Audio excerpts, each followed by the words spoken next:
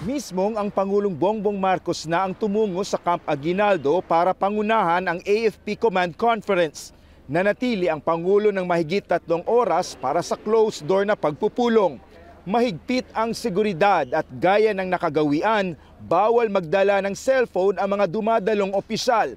Pag-alis ng Pangulo, isa sa mga isyu na hinarap ng AFP ang hindi mamatay-matay na chismis sa destabilisasyon.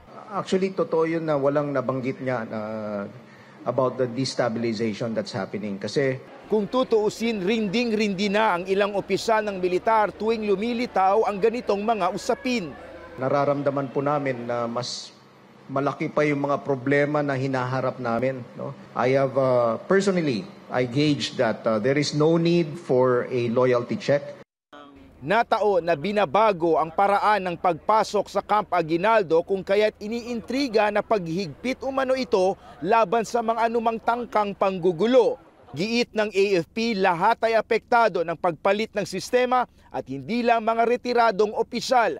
Paglilinaw din ng bagong talagang AFP spokesperson. If they are given that situation, it's only standard procedure and not really anything sort of destabilization talk.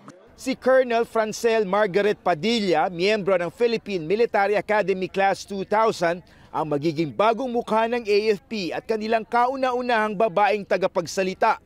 I'll continue with that, giving you the required information necessary in order for us to work hand in hand.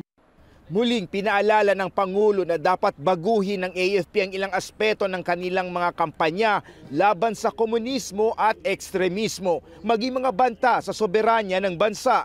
He did not say that there is something wrong with the current organization that we have. What he meant was that we have to reconfigure in order to be more effective.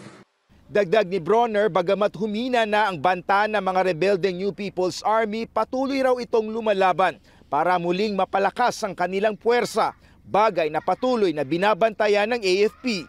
They are still there, nandyan pa rin sila. They are still a force to reckon with. That is why binigyan natin ng targets yung ating mga commanders na tapusin na itong mga ito. Patuloy daw nagiging hadlang ang mga banta ng mga armadong grupo para mas matutukan ng AFP ang pagdepensa sa mga teritoryo ng bansa gaya ng West Philippine Sea. David Santos, CNN Philippines.